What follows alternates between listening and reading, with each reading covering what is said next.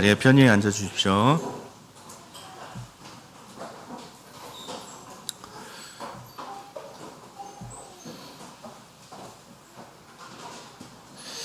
오늘 이 시간 함께 나누실 하나님 말씀은 요한복음 20장 21절에서 23절까지의 말씀입니다. 요한복음 20장 21절에서 23절까지를 저와 함께 읽도록 하겠습니다. 요한복음 20장 21절에서 23절입니다. 다 같이 읽겠습니다. 21절 예수께서 또 가라사대 너희에게 평강이 있을지어다. 아버지께서 나를 보내신 것 같이 나도 너희를 보내노라. 이 말씀을 하시고 저희를 향하사 숨을 내쉬며 가라사대 성령을 받으라. 너희가 네 죄든지 사하면 사하여질 것이요 네 죄든지 그대로 두면 그대로 있으리라 하시니라. 본문 말씀 하나 더 찾겠습니다. 마가복음 16장 16절 마가복음 16장 16절입니다. 마가복음 16장 16절 다 같이 읽도록 하겠습니다. 16절 믿고 세례를 받은 사람은 구원을 얻을 것이요 믿지 않는 사람은 정죄를 받으리라. 아멘. 오늘 이 예배에 하나님께서 함께 하시고 더불어 부어주시는 하나님의 은혜를 여기 계신 모든 분들이 누리시기 소망합니다. 할렐루야. 네, 반갑습니다.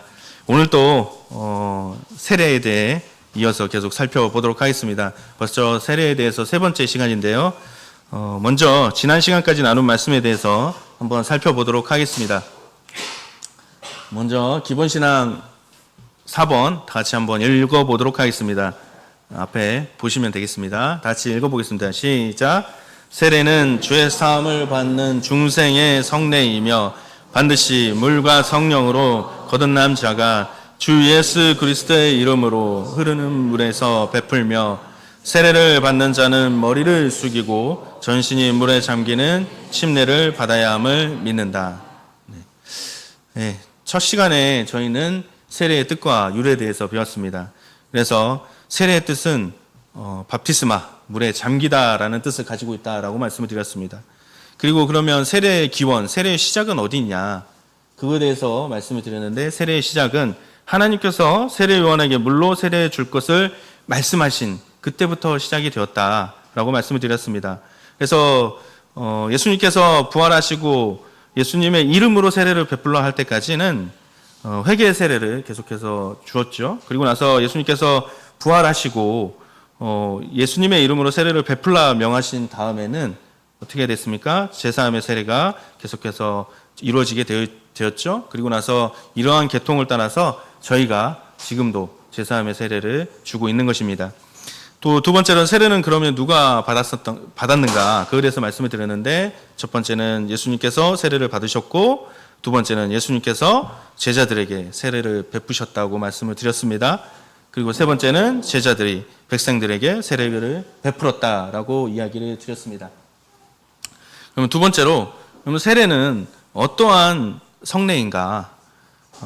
세례는 죄 사함을 받고 중생하는 성례라는 것을 말씀드렸습니다. 그래서 첫 번째 참여수계에는 3대 성례를 가지고 있는데 세례, 세종례, 성찬례가 있다라고 말씀드렸습니다. 그리고 성례라고 하는 이 성례가 되려면 세 가지 구비해야 될 것이 있는데 첫 번째는 예수님께서 친히 설립하셔야 되고 두 번째는 예수님께서 제자들에게 사도들에게 행하라고 분부하셔야 된다고 했습니다. 그리고 그것을 제자들 사도들이 준행을 해야 된다라고 말씀을 드렸고요. 또 세 번째는 그것이 구원과 관계가 있어야 된다라고 말씀드렸습니다. 그러면 세 번째, 그러면 세례는 죄 사함을 받고 중생하는 효능이 있는데 그 세례에 대한 의미와 그 어떤 효력이 있는지에 대해서 설명을 드렸습니다. 첫 번째는 세례는 주와 같이 죽고 같이 장사되고 같이 부활한다. 즉 예수님과 연합하는 그러한 성례다라고 말씀을 드렸고요. 그러한 의미를 가진다. 또 두 번째로 세례는 제사함을 얻게 한다라는 효력이 있다 말씀을 드렸습니다. 또 세례는 중생을 하게 하는 그런 효력이 있다라고 말씀을 드렸습니다. 그리고 나서 저번 시간에 네 가지를 말씀을 드렸죠. 네 번째로 세례는 그리스도께 속하게 한다라고 말씀을 드렸고 또 다섯 번째로 세례는 거룩하게 되고 의롭다 칭함을 받게 한다 라고 말씀해 드렸습니다.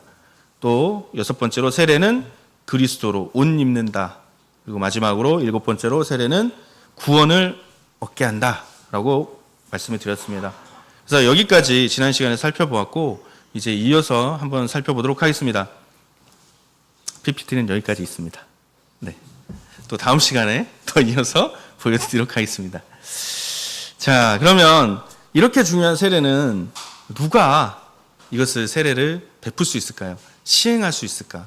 시세자는 그러면 누가 되는 것일까? 이거에 대해서 한번 살펴보도록 하겠습니다. 세 번째는 세례와 성령을 받은 자에게 세례를 받아야 한다. 즉 시행자, 시세자의 기준에 대해서 한번 살펴보도록 하겠습니다. 이 시세자, 시행자, 시세자. 그러니까 제가 성례라고 하는 넓은 의미에서는 시행자가 되겠죠. 그러나 이제 세례에 관련해서는 시세자가 될 텐데 두 개를 계속해서 혼용해서 말씀을 드리도록 하겠습니다. 이 시세자의 기준, 이 첫 번째는 세례를 받아 정결하게 된 사람이 비로소 성례를 베풀 자격이 있다라는 것입니다. 세례를 받아 정결하게 된 사람이 비로소 성례를 베풀 자격이 있다라는 것입니다. 성경에서 세례를 받은 자가 세례를 베풀 수 있다라고 직접적으로 기록된 말씀은 없습니다. 세례를 베푼 자가 성례를 베풀 수 있다라고 기록되어 있는 성경 말씀은 없어요. 그러나 하나님의 일을 하기 전에 무엇이 선행되었는지를 살펴보면 쉽게 그 이유를 알 수가 있습니다. 민수기서 19장 18절을 보면 시체로 인해서 부정해진 사람과 장막 그리고 기구 등을 정결케 하는 그런 의식에 관한 이야기가 나오는데요. 이때 그 의식을 누가 하느냐? 정한 자가 합니다. 정한 자. 이 정한 자라는 것은 어떤 뜻이냐면 정결한, 깨끗한, 흠없는 이라는 뜻을 가지고 있습니다. 그래서 이 시체로 만져서 부정하게 된 이 정결식을 하는 사람은 정한 자, 즉 정결하고 깨끗한 자가 그것을 시행해야 된다라고 되어 있습니다. 또 출애굽기 29장 4절을 보면 아론과 그 아들들의 제사장직 위임 시기에 대한 율법이 나옵니다. 제사장직 위임식에 대한 율법이 나오는데요. 그들이 제사장을 위임받기 전에 무엇을 했다라고 나오냐면 4절의 끄트머리에 보면 물로 씻었고라고 되어 있습니다. 그래서 제사장을 위임받기 전에 정결해야 되기 때문에 물로 씻었다라는 구절이 있습니다. 그리고 이것을 한번 찾아보도록 하겠습니다. 사도행전 22장 16절을 함께 찾도록 하겠습니다. 사도행전 22장 16절.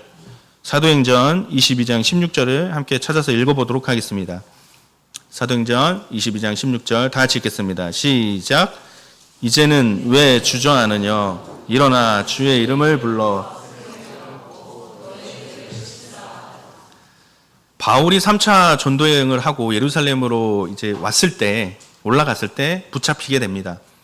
그리고 스스로 이제 자신에 대해서 변론하게 되는데 자신이 회심했던 그 이야기를 이제 쭉 하게 됩니다. 그때 사도로서 쓰임 받기 전에 선행되었던 그 이야기가 나오는데 바로 16절의 말씀입니다. 무엇을 했다고 나옵니까? 바로 세례를 받았음을 밝히고 있습니다. 그러므로 세례를 베풀기 위해서는 깨끗함으로 옷을 입어야 되고 제가 씻기는 세례를 받은 자여야 한다는 것이 맞다라는 것입니다. 그런 자가 세례를 베풀 자격이 있다는 것입니다. 자, 그러면 시세자, 시행자의 두 번째 기준은 무엇일까? 두 번째는 성령을 받아야 보내심을 받은 자가 되어 성례를 베풀 권세가 부여된다라는 것입니다. 성례를 받아야 보내심을 받은 자가 돼서 성례를 베풀 권세가 부여된다라는 것입니다. 첫 번째는 자격이 된다고 그랬고 두 번째는 권세가 있다라고 했습니다. 자격은 누구나 어떤 기준에 충족하면 가질 수 있는 거지만 권세라는 것은 그것과는 좀 다른 의미입니다. 이 권세는 위로부터 주어지는 권한입니다. 그러니까 자격이 있어도 권세가 없으면 실제로 그것을 행사할 수가 없는 거예요. 그래서 세례만 받았다고 해서 세례를 베풀 수가 있는 게 아니라는 것입니다. 세례만 받고 나서 성령을 안 받은 사람이 세례를 베풀 수 없다는 것입니다. 그래서 두 번째 기준은 성례를 받아야 보내심을 받은 자가 되고 성례를 베풀 권세가 있다라는 것입니다. 요한복음 20장 21절에서 23절을 보겠습니다. 요한복음 20장 21절에서 23절을 다 같이 읽도록 하겠습니다. 요한복음 20장 21절 23절 다 같이 읽겠습니다. 시작. 예수께서 또 가라사대 너희에게 평강이 있을지어다. 아버지께서 나를 보내신 것 같이 나도 너희를 보내노라. 이 말씀을 하시고 저희를 향하사 숨을 내쉬며 가라사대 성령을 받으라. 너희가 네 죄든지 사하면 사해질 것이요 네 죄든지 그대로 두면 그대로 있으리라 하시니라. 즉 성령을 받으면 22절에 성령을 받으라. 그 성령을 받으면 너희가 네 죄든지 사하면 사해질 것이요 네 죄든지 그대로 두면 그대로 있으리라라는 것입니다. 그래서 두 번째 기준은 성령을 받아야 된다라는 것입니다. 여기서 중요한 것은 성령을 받으면 세례를 받고 성령을 받으면 나에게서 능력이 나와서 죄사함의 효력이 발생하는 것은 아닙니다. 나에게서 어떤 능력이 나와서 죄사함을 발생하는 것은 아닙니다. 죄사함의 세례의 죄사함의 효력을 제가 거룩하게 되고 의롭다 칭함에 대해서 그때 한번 말씀을 드렸어요. 뭐라고 얘기해 드렸냐?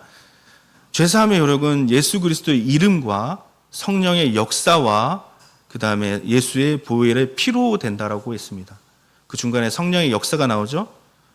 즉 죄사함의 효력에는 인간의 어떠한 능력도 포함되어 있는 것이 아닙니다. 이 말은 무엇이냐면 이 죄사함의 효력은 이 세례를 베풀 때 이 죄사함의 효력은 인간은 그냥 대리자일 뿐이지 성령이 곧 세례를 베푸는 시행자, 시세자라는 것을 말하고 있습니다. 그러니까 사람의 어떤 능력이 있어서 그 사람에게 세례를 베풀었을 때 죄사함이 되는 게 아니라 하나님께서, 그러니까 예수님께서 직접 나를 대신해 예수님께서 세례를 베푸시는 것이다라는 것을 이야기하고 있는 것입니다. 사람은 그것을 대리하는 대리자일 뿐이라는 것을 꼭 인지해 주시기 바랍니다. 그러므로 성령을 받아야지만 보내심을 받은 자가 돼서 성례를 베풀 권세가 있다라는 것입니다. 근데 여기서 의문이 생깁니다. 세례받고 성령을 받으면 누구나 보내심을 받은 자가 돼서 성례를 베풀 수 있는가? 성경에 보면 대략 보면 물과 성령으로 난 사람이 그냥 가서 이렇게 세례를 베풀면 되는 것인가라고 좀 오해할 수가 있습니다. 그냥 교회와 상관없이 우리가 한 것처럼 똑같이 흐르는 물에서 고개를 숙이고 온몸을 물에 담그고 예수 그리스도 이름으로 세례를 주어 너의 죄를 씻노라 선언하고 세례를 주면 될까요? 될까요? 누구나 그렇게 해도 될까요? 고민해 보신 적 있으시지 않습니까? 누구나 그렇게 해도 되지 않을까라는 고민? 그런 의문이 생깁니다.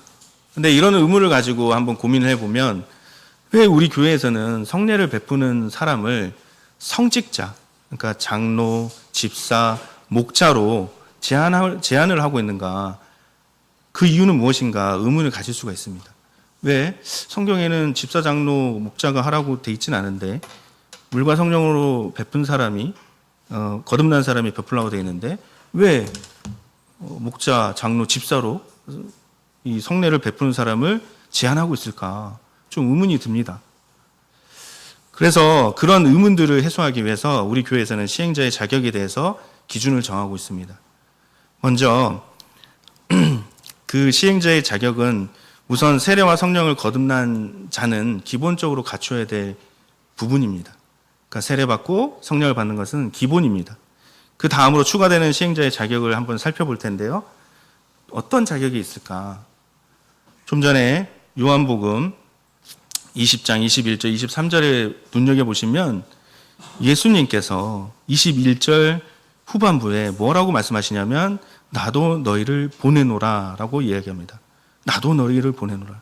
즉 추가되는 시행자의 자격 첫 번째는 보내심을 받은 자여야 한다는 것입니다. 보내심을 받은 자. 예수님이 나도 너희를 보내노라 할 때 여기서 너희는 누구를 이야기하고 있을까요? 이 성경 말씀 요한복음 20장 21절에서 23절에서 나도 너희를 보내노라 하는 이 말을 누구에게 지금 하고 있는 것이죠? 누구들에게 하고 있는 것일까요? 그냥 일반 모든 사람들에게 하고 있을까요? 사도들입니다. 사도들에게 하고 있습니다. 그때 많은 무리들이 따랐던 많은 무리들에게 하는 게 아니라 사도들에게 그 말씀을 하고 있다는 것입니다. 바로 사도들이 바로 보내심을 받은 자라는 것입니다. 조금 더 살펴보면 사도행전 13장 2절에서 3절을 보겠습니다. 사도행전 13장 2절에서 3절을 다 같이 읽도록 하겠습니다. 사도행전 13장 2절에서 3절을 보겠습니다. 사도행전 13장 2절에서 3절 다 같이 읽겠습니다. 시작. 주를 섬겨 금식할 때 성령이 가라사대 내가 불러 시키는 일을 위하여 바나바와 사울을 따로 세우라 하시니 이에 금식하며 기도하고 두 사람에게 안수하고 보내니라. 사도행전 13장 2절에 보면 하나님께서 누구와 누구를 세우라고 하십니까? 바나바와 사울을 따로 세우라라고 말씀하십니다. 그래서 안디옥 교회에서 여러 사람이 많이 있었지만 분명하게 여러 사람들이 있었어요. 그러나 그 중에 두 사람을 하나님께서 지목하셨다는 겁니다. 그리고 나서 3절에서 어떻게 합니까? 3절에서 안디옥 교회는 두 사람을 세워서 안수해서 보낸다라는 것입니다. 이 말은 아무나 보내는 것이 아니라는 것입니다. 아무나 누구나 보내심을 받은 사람이 아니라는 거예요. 그냥 세례받고 성령 받았다 해서 다 보내심을 받은 게 아니라 따로 세워서 안수하고 보내심을 받은 사람이 보내심을 받은 사람이라는 것입니다. 그래서 사도행전 속에서 시행자를 이렇게 살펴보면 사도들이 등장을 합니다. 대부분 사도들이 세례를 바칩니다. 그리고 교회와 밀접한 관계가 있어요. 사도도 다 교회에 밀접한 관계가 있지 않습니까? 또 3절에서처럼 보내심의 일은 교회에서 그 일을 했었습니다.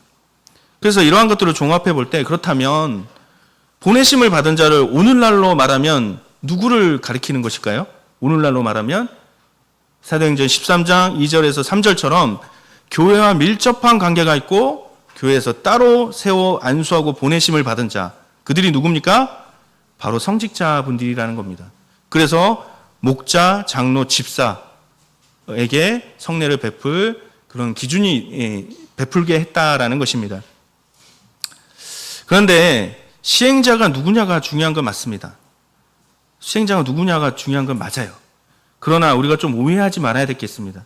그러나 이것은 그 사람의 그 시행자가 완전함을 말하는 것은 아닙니다. 인간은 완전하지 않죠? 시세자 시행자가 하나님 앞에 거룩한 삶을 추구하고 그러한 삶을 살아가면서 그렇게 살아가는 것은 맞습니다. 그것을 추구하며 살아가야 되는 것은 맞아요. 그런데 만약 시행자가, 시세자가 완전해야 한다고 한다면 세례를 받기 전에, 세례식이 있기 전에 누구를 심사해야 될까요? 누구를 심사해야 되는 상황이 벌어질까요? 시세자를 심사해야 됩니다. 목사님, 어제 죄 지으셨습니까? 그저께는 죄 지으셨습니까? 회개하셨습니까? 이거를 심사해야 돼요. 이거를. 그러나 우리는 누구를 심사합니까? 수세자를 심사한다는 것입니다. 왜 제가 이 말씀을 드리냐? 앞서 요한복음 20장 21절 23절에서 말씀드린 것 같이 예수의 이름으로 세례를 베푸는 것은 예수님을 대행해서 베푸는 것이라는 겁니다. 실상은 누가 세례를 베푸는 것이라고 했습니까? 예수님이 세례를 베푸는 것입니다. 그렇기 때문에 어떤 저런 사람이 어떻게 나에게 세례를 베풀 수 있어? 그게 아니라는 겁니다. 예수님께서 세례를 베푼다는 거예요. 성령을 받은 사람이 세례를 베풀 때 그러한 역사가 일어난다는 것입니다. 그래서 어떤 자매님이 세종례를 받을 때 환상 가운데 어떤 것을 보았냐면 예수님께서 자기의 발을 씻기는 그런 환상을 본 일이 있었다고 합니다. 그런데 실제로는 누가 씻기고 있었던 거죠? 실제로는 목자님이 씻기고 있었죠. 그런데 예수님이 씻어주는 환상을 보았다라는 것입니다. 바로 예수님의 이름으로 씻었기 때문에 그런 환상을 보게 되었다는 것입니다. 또 여기서 의문이 하나 더 생깁니다. 그러면 성령을 받으면 바로 보내심을 받은 것인가? 아까 성직자로 제한된다 했는데 또 문구상으로 보면 성령을 받으면 바로 보내심을 받은가? 이게 좀 헷갈릴 수도 있어요. 그래서 이것을 다시 한번 자세히 살펴보면 요한복음 20장 21절을 보면 예수께서 나도 너희를 보내노라 하신 이 말은 이것은 가서 이제 성례를 행하라는 것입니다. 영적인 은혜를 너에게 전달하라는 것인데 그리고 나서 이후에 성령을 받으라라고 하십니다. 그렇다면 성령을 받은 것과 보내심을 받은 것은 같은 것일까? 성령을 받은 것이면 보내심을 받은 것이랑 같은 것일까? 생각할 수도 있어요.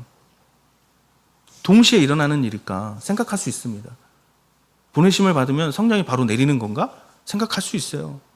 그러나 그것은 다른 것입니다. 예수님께서 나도 너희를 보내노라 하실 때는 예수님이 어떤 시간이냐면 승천하시기 전에 말씀하신 것입니다. 나도 너희를 보내노라. 이 말씀을 하실 때는 승천하시기 전이에요. 그리고 나서 성령을 받으라 하셨습니다. 그런데 이 성령은 언제 내렸죠? 예수님께서 승천하시고 나서 오순절날 성령이 내렸습니다. 그래서 다르다는 것입니다. 시간적인 차이가 있다는 것이에요. 보내심을 받은 것과 성령을 받은 것은 시간적인 차이가 있다는 것입니다. 만약 같았다면 나도 너희를 보내노라 하실 때 바로 그때 성령이 내렸어야 됩니다. 같다면 성령을 받을 때 보내는 것이 되는 것입니다. 그러나 보내심을 받은 것과 성령을 받은 것은 다르다는 겁니다. 그래서 보내심은 세례와 성령을 받은 자를 따로 세워 안수하고 보내심을 받은 것을 이야기하는 것입니다. 그러므로 시행자의 자격은 핵심은 바로 보내심에 있다는 것입니다. 그래서 보내심을 받은 것과 성령을 받은 것은 같이 생각하시면 안 됩니다. 기본적으로 세례를 받고 성령을 받아서 거듭난 사람이 따로 세워져서 안수하고 보내심을 받은 것은 다르다는 얘기입니다. 그래서 시세자는 세례와 성령을 받고 거듭난 사람, 그리고 따로 세워서 안수해서 보내심을 받은 사람이 세례를 베풀 자격이 있다, 권세가 있다라고 말씀을 드리는 것입니다.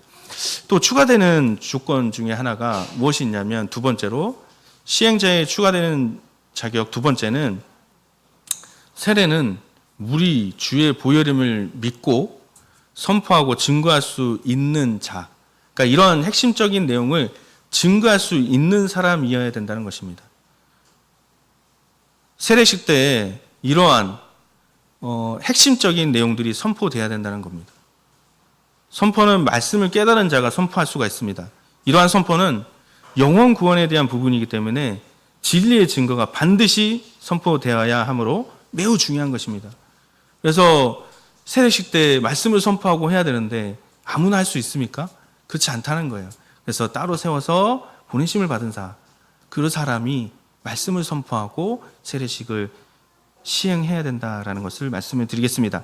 그래서 지금까지 시행자, 시세자에 대해서 한번 살펴보았습니다.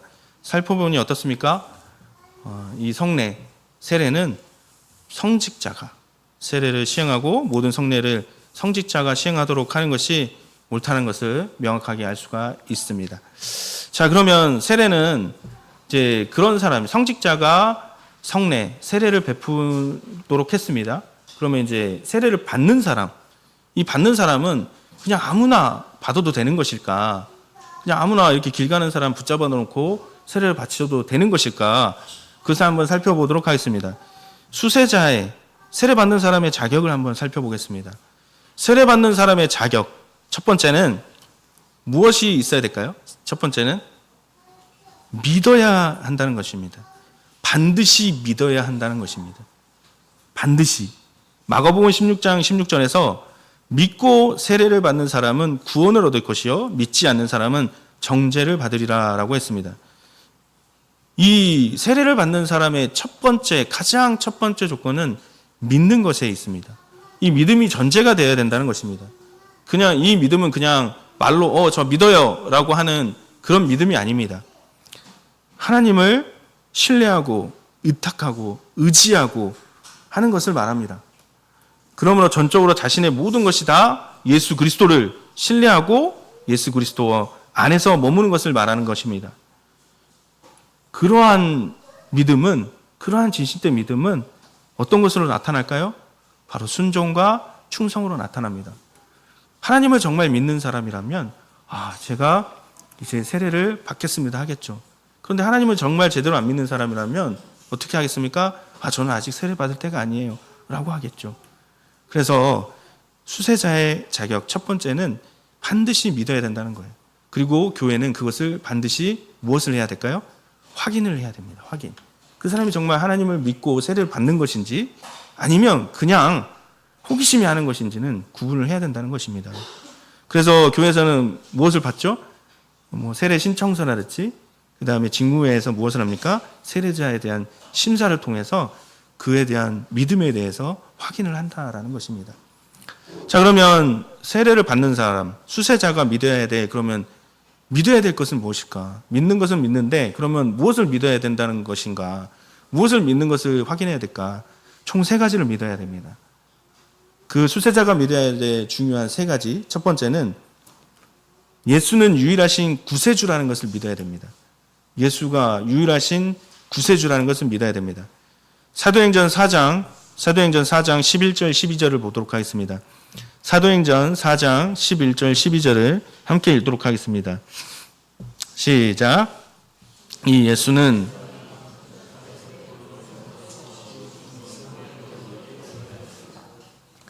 너는 이로서는 구원을 얻을 수 없나니 천하 인간의 구원을 얻을 만한 다른 이름을 우리에게 주신 일이 없음이니라 하더라. 오직 예수 그리스도를 통해서만 구원을 얻는다는 이 사실, 이 명백한 사실을 그가 믿어야 된다는 겁니다. 믿어야 된다는 것. 이 믿음이 있어야 된다는 겁니다. 자, 그러면 또 수세자가 믿어야 될 중요한 요건 3가지 중 2번째는 무엇일까요? 그것은 주의 보혈은 사죄의 권능이 있다라는 것을 믿어야 됩니다. 주의 보혈은 사죄의 권능이 있다라는 것을 믿어야 된다는 거예요. 즉 세례를 받으면 내가 죄를 사함받는다라는 것을 믿어야 된다는 것이죠. 에베소서 1장 7절에 보면 에베소서 1장 7절 우리가 그리스도 안에서 주의 은혜의 풍성함을 따라 그의 피로 말미암아 구속 곧 죄 사함을 받았으니 이 사실을 믿어야 된다는 것입니다. 그의 피로 말미암아 구속 곧 죄 사함을 받는다라는 이 사실을 믿어야 된다는 것입니다. 자, 그리고 또 수세자가 믿어야 될 중요한 3가지 요건 중 마지막 3번째는 무엇일까요? 3번째는 참예수 교회는 예수 그리스도의 몸이다라는 것을 믿어야 된다는 거예요. 참예수 교회는 예수 그리스도의 몸이라는 것을 믿어야 된다는 겁니다. 참예수 교회 말고 또 다른 교회가 있지 않을까요? 그러면 안 돼요. 왜냐하면 참교회는 하나밖에 없거든요. 그럼 다른 교회가 있다는 것은 참예수 교회를 믿지 못한다는 거지 않습니까?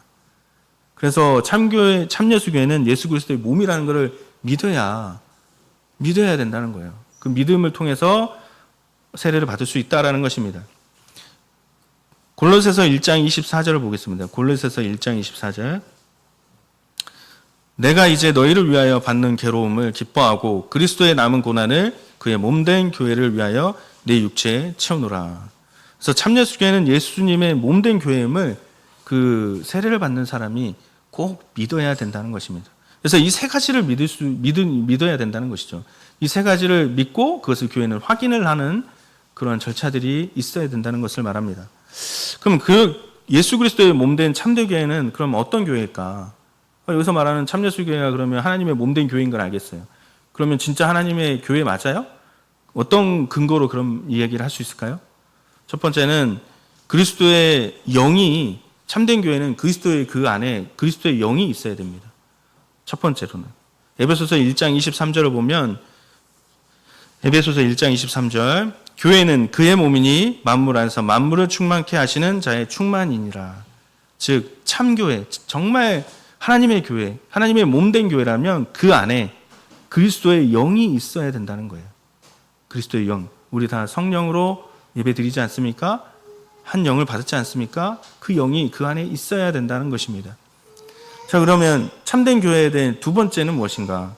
참된 교회가 가지고 있는 2번째는 그리스도의 말씀, 진리가 그 안에 있어야 된다는 것입니다. 진리. 마태복음 28장 20절을 보면 마태복음 28장 20절 내가 너희에게 분부한 모든 것을 가르쳐 지키게 하라.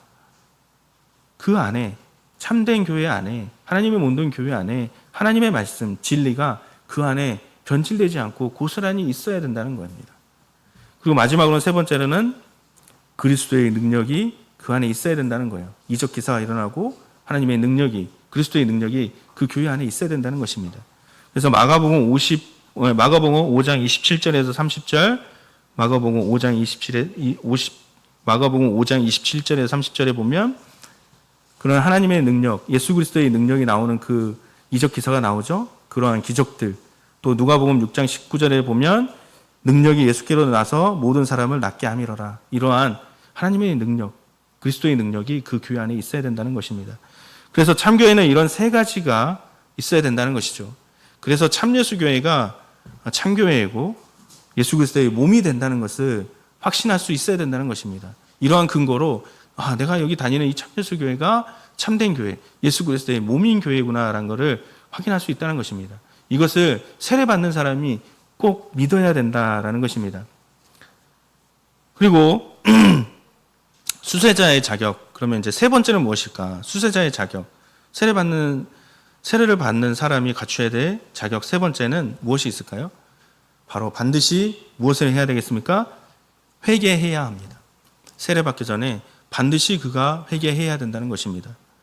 사도행전 2장 38절을 보겠습니다. 사도행전 2장 38절 다 같이 읽도록 하겠습니다. 사도행전 2장 38절 다 같이 읽겠습니다. 시작. 베드로가 가로되 너희가 회개하여 각각 예수 그리스도의 이름으로 침례를 받고 제사함을 얻으라. 그리하면 성령을 선물로 받으리니. 세례를 받는 사람이 첫 번째로 가져야 될 것은 믿어야 된다라고 했습니다. 그러면 믿는 사람이라면 자동적으로 무엇이 나와야 되냐면 믿음에 따라서 자신이 죄인됨을 발견하게 된다는 겁니다. 내가 하나님 믿는데 내가 죄인이었구나라는 것을 자동적으로 발견하게 된다는 거예요. 그럼 어떻게 했을까요? 가만히 있을 수가 없죠. 가만히 있을 수가 없습니다. 그러면 내가 어떻게 해야 되느냐? 그래서 고민하게 된다는 것입니다. 그래서 회개하게 된다는 겁니다.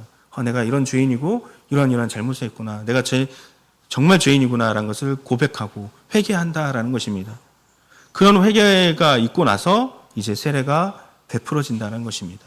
그래서 수세자, 세례를 받는 사람의 세 번째 자격은 그가 회개를 해야 된다는 것입니다. 그가 죄인임을 인정하고 회개를 해야 될 때 그것을 확인하고 세례를 베풀어야 된다는 것이죠.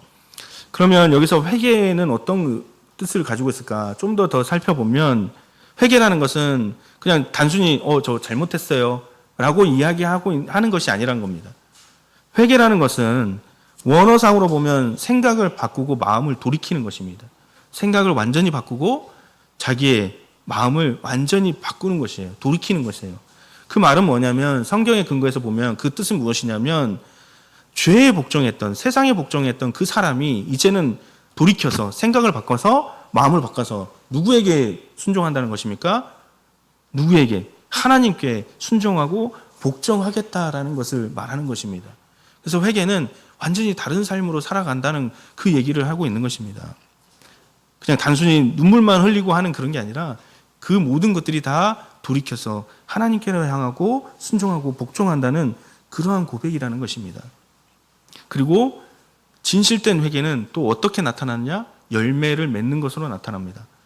마태복음 3장 8절에 보면 그러므로 회개에 합당한 열매를 맺고, 또 사도행전 26장 20절을 보면 먼저 다메섹과 또 예루살렘에 있는 사람과 유대원 온 땅과 이방인에게까지 회개하고 하나님께로 돌아가서 회개에 합당한 일을 행하라 선전함으로 라고 되어 있습니다. 즉 진정한 회개는 그러한 열매로 연결된다라는 것입니다. 그러면 그렇게 회개를 진정으로 해야 되고 돌이키고 하나님께로 순종하고 이런 것들을 알겠습니다. 그러면 회개는 어떻게 하는 것이 맞을까? 회개의 절차는 어떻게 될까? 첫 번째 회개의 절차는 첫 번째로 마가복음 1장 5절을 보겠습니다. 마가복음 1장 5절. 마가복음 1장 5절을 보겠습니다. 마가복음 1장 5절 다시 읽겠습니다. 시작. 온 유대 지방과 예루살렘 사람이 다 나아가 자기 죄를 자복하고 요단강에서 그에게 세례를 받더라. 회개 절차 가장 첫 번째는 무엇이냐?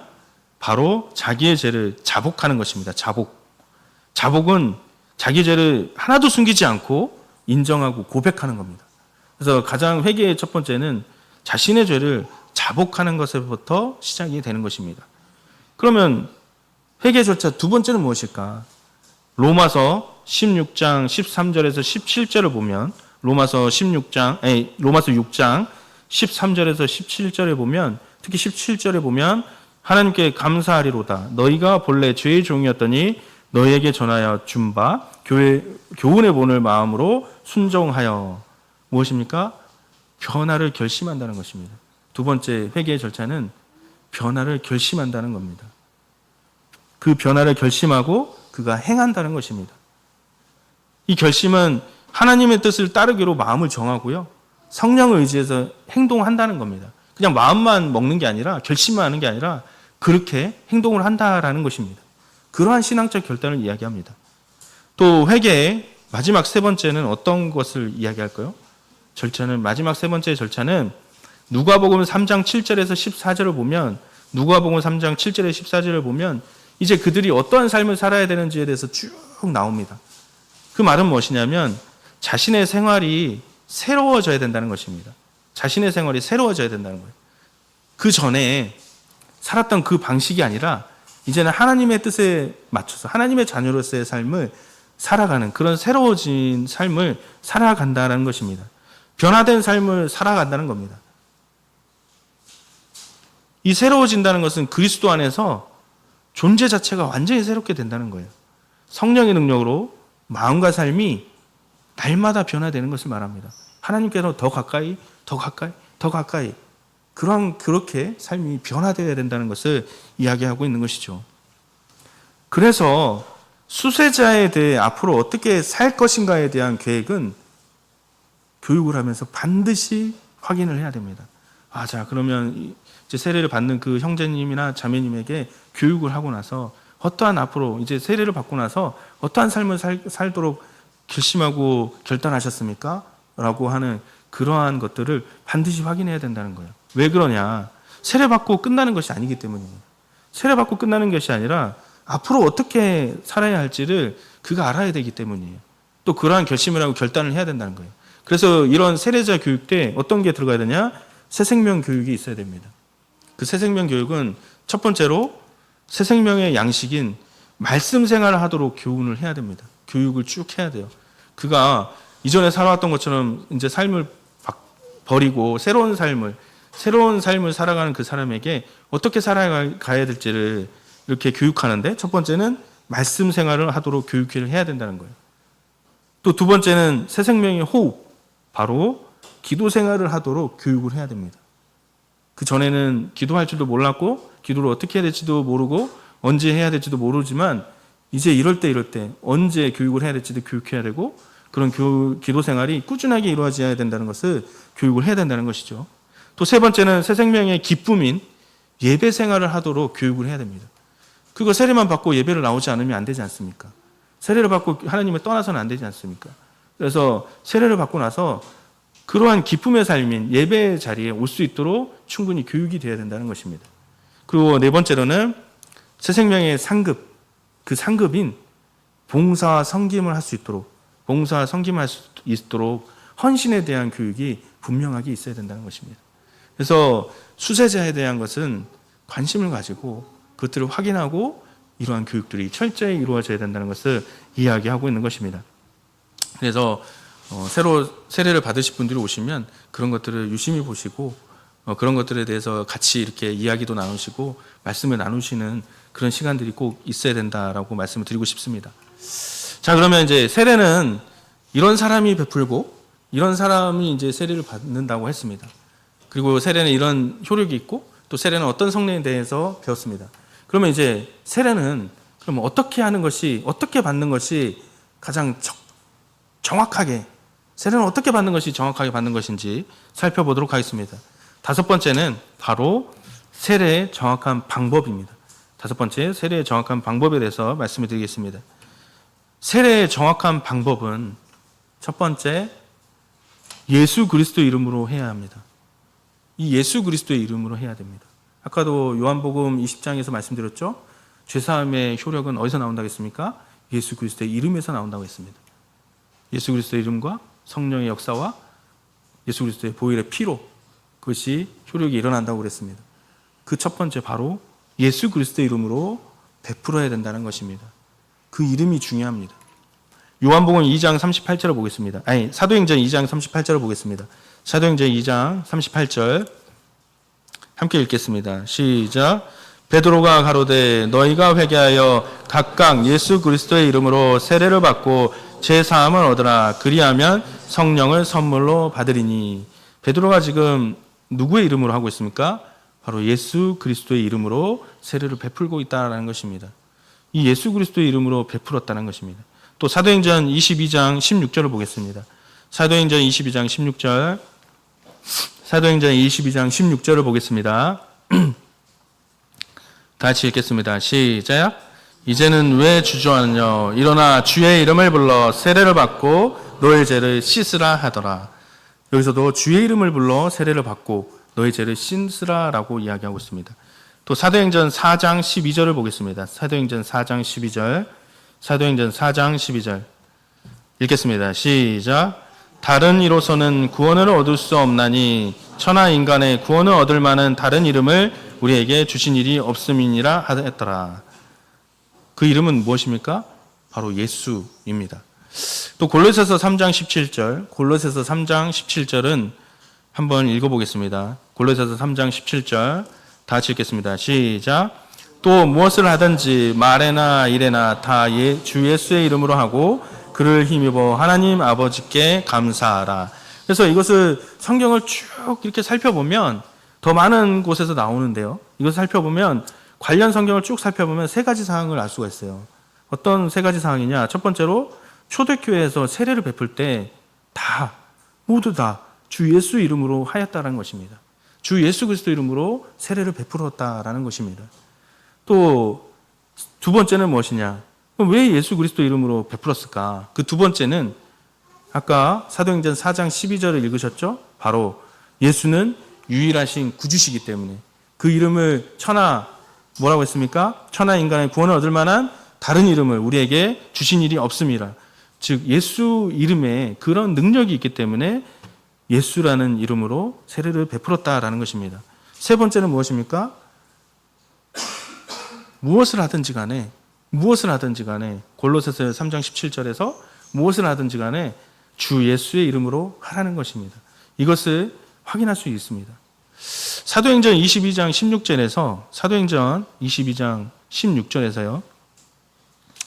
이제는 왜 주저하느냐? 일어나 주의 이름을 불러 세례를 받고, 여기까지는 알겠어요. 그리고 나서 너의 죄를 씻으라, 이 말이 나옵니다. 예수 그리스도의 이름으로 세례를 주는 것과 더불어서 시행자, 시세자는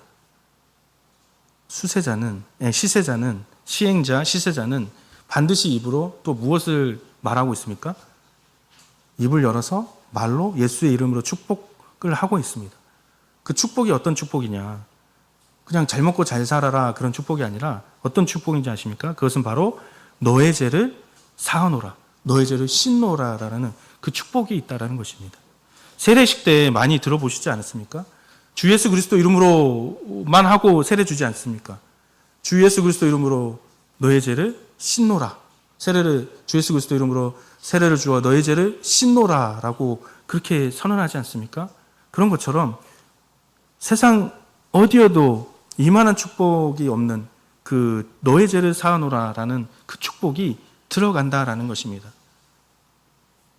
그래서 입을 열어서 축복을 하는데, 그러므로 세례를 베풀 때 예수 이름으로 세례를 주어 너의 죄를 사하노라라고 선언하고 세례를 베풀어야 된다는 것입니다. 그래서 반드시 그런 예수님의 이름과 그런 축복이 선포되고 나서 세례가 베풀어져야 된다라고 이야기하고 있는 것입니다. 만약에 입을 닫고 마음속으로 자, 들어가세요, 이렇게 하면 될까요? 안 됩니다. 분명하게 입으로 그 말이 예수 그리스도 이름으로 선포되고 그 축복이 선포되는 상태에서 나서 세례가 베풀어져야 된다라고 하는 것입니다. 그런데 마태복음 28장 19절을 한번 보도록 하겠습니다. 여기서 이제 많은 사람들이 질문을 합니다. 마태복음 28장 19절. 마태복음 28장 19절을 보겠습니다. 마태복음 28장 19절을 보면 여기서 사람들이 많은 의문을 가져요. 마태복음 28장 19절을 보면 뭐라고 되어 있습니까? 한번 읽어보겠습니다. 마태복음 28장 19절 시작. 그러므로 너희는 가서 모든 족속으로 제자를 삼아 아버지와 아들과 성령의 이름으로 세례를 주고.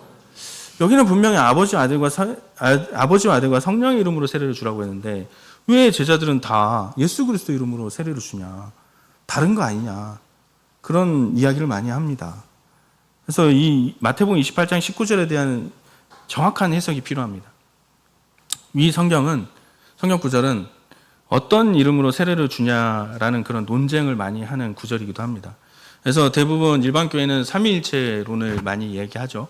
그래서 삼위일체론을 말하는 이 교파에서는 이것을 근거로 해서 아버지와 아들과 성령의 이름으로 세례를 준다라고 주장을 합니다.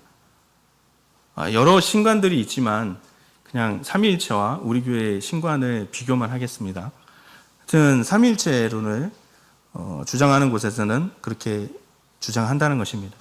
근데 독일 신관인 참예수교회는 어떻게 세례를 주고 있습니까? 독일 신관인 참예수교회는 사도행전에 기록되어 있는 것처럼 주 예수 이름으로 세례를 베풀고 있습니다. 이 구절에 대한 올바른 해석은 한번 보도록 하겠습니다. 첫 번째로는 아버지의 아들 성령의 이름으로라는 그 올바른 뜻은 바로 주 예수의 이름이라는 것입니다. 정확한 뜻은 아버지, 아들, 성령의 이름으로 이 올바른 뜻은 해석은 바로 주 예수의 이름이라는 것입니다. 왜 그렇게 해석이 되느냐? 아버지와 아들과 성령의 이름으로라고 할 때 이 이름이라는 이 단어 있지 않습니까? 이름이라는 단어가 만약에 아버지와 아들과 성령이 각각 다르다고 하면은 이름이라는 이 단어가 복수로 적혀 있어야 돼요. 복수로. 왜 여러 분이니까. 그러나 원문에는 이들이 단수로 되어 있습니다. 이름이 단수. 그래서 하나라는 것입니다. 여러분이 아니라 하나라는 것을 명확하게 이야기하고 있는 것이죠. 또 두 번째는 아버지의 이름이 예수라는 것입니다. 아버지의 이름이 예수라는 것이에요. 요한복음 17장 11절에서 12절을 보겠습니다. 요한복음 17장 11절에서 12절을 보면 특히 12절을 보겠습니다. 내가 저희와 함께 있을 때 내게 주신 아버지의 이름으로 내게 주신 아버지의 이름으로라고 하였습니다. 이 내게 주신 아버지의 이름은 무엇입니까? 바로 예수라는 이름은 하나님께서 내게 주신, 이 예수라는 이름은 하나님께서 나에게 주신 당신의 이름, 즉 아버지의 이름이라는 것입니다. 그래서 아버지의 이름은 곧 예수라는 것입니다. 자, 그리고 이 마태복음 28장 19절의 또 두 번째 해석은 어떤 것이냐면 이것입니다. 성경에서 아버지와 아들과 성령은 이 세상에 살 때 구속을 위해서 존재하는 것입니다. 아버지와 아들과 성령이란 것은 이 세상에서 우리를 구원하기 위해서 구속을 위해서 존재하는 것입니다. 그래서 아들이 아버지에게 유산을 받는데 그 유산은 무엇을 의미합니까? 천국을 말합니다. 천국. 그래서 아버지와 아들과 성령의 이것은 유일하신 하나님께서 일하시는 그 일하심이라는 겁니다. 역할이라는 거예요. 이것은 다 구원을 위해서 필요한 것이라는 것입니다. 아버지와 아들과 성령은 하나님께서 그 역할의 일을 하시는데 그것은 우리를 구속하기 위해서, 우리를 구원하기 위해서, 이 세상에서 우리를 구원하기 위해서 하는 그 역할이라는 것입니다. 그러나 구속사가 끝나고, 이 세상이 끝나고, 구속사가 끝나고 영원한 하나님 나라에 들어가면, 그때 영원한 하나님의 나라에 들어가면 그때 아버지와 아들과 성령의 역할이 필요할까요? 이미 구원의 일들이 다 끝났는데 그때도 아버지와 아들과 성령의 역할이 필요하겠습니까? 필요하지 않다는 거예요. 그때는 하나님이 유일하신 하나님, 독일하신 하나님, 그 오직 하나님만 존재한다는 겁니다. 그 하나님의 모습으로 존재한다는 것입니다. 그래서 성경은 한 분 하나님으로 표현하고 있는 것입니다. 예수를 그래서 하나님이라고 말하고 있는 거예요. 우리가 세상에 살 때 우리를 구원하기 위해서 일하시는 그 역할을 이야기하고 있는 것입니다. 그래서 성경은 한 분 하나님으로 표현하고 있고 예수님은 하나님이라고 말을 하고 있는 것입니다. 요한일서 5장 20절을 보겠습니다. 요한일서 5장 20절. 읽겠습니다. 제가 읽겠습니다. 또 아는 것은 하나님의 아들이 이르러 우리에게 지각을 주사 우리로 참된 자를 알게 하신 것과 또한 우리가 참된 자 곧 그의 아들 예수 그리스도 안에 있는 것이니 그는 참 하나님이시요 영생이시라. 또 마가복음 12장 29절에서는 이스라엘아 들으라 주 곧 우리 하나님은 유일한 주시니라. 그래서 유일하다고 하나님은 유일하다고 이야기하지만 또 아버지 아들 성령이라고 이야기하고 있는 것입니다. 그래서 이 세상이 끝나고 나서 이 구속의 역사가 끝나고 나서는 그런 아버지와 아들과 성령의 역할이 필요가 없어요. 영원한 하나님 나라에서는 유일하신 하나님과 우리가 영원히 사는 것입니다. 그래서 유일하신 하나님이라고 이야기하는 것입니다. 근데 그 유일하신 하나님의 이름이 무엇입니까? 바로 예수라는 것입니다. 그래서 예수의 이름으로 세례를 베푸는 것입니다. 그래서 마태복음 28장 19절은 우리를 혼돈 주기 위해서 하는 게 아니라 이것도 명확하게 이야기를 하고 있는 것입니다. 예수라는 이름으로 명확하게 이야기하고 있는 것입니다. 그래서 성령은 곧 아버지의 영이고 또 그리스도의 영이고 아들의 영이고 예수의 영인 것입니다. 그러므로 구원을 위한 바로 그 하나의 이름은 바로 무엇이라는 것입니까? 예수라는 것입니다. 그래서 예수의 이름으로 세례를 베풀어야 된다는 것이 명확하다는 것입니다. 그래서 사도행전 4장 11절 12절 읽겠습니다. 사도행전 4장 11절 12절 사도행전 4장 11절 12절을 함께 읽겠습니다. 시작. 이 예수는 너희 건축자들의 버린 돌로서 집 모퉁이의 머릿돌이 되었느니라. 다른 이로서는 구원을 얻을 수 없나니 천하 인간의 구원을 얻을 만한 다른 이름을 우리에게 주신 일이 없음이니라 하였더라. 그러므로 예수 그리스도 이름으로 세례를 준다라는 것입니다. 자, 세례의 정확한 방법 두 번째, 흐르는 물에서 전신을 물에 잠근다 부터는 다음 시간에 하도록 하겠습니다. 묵도하시겠습니다.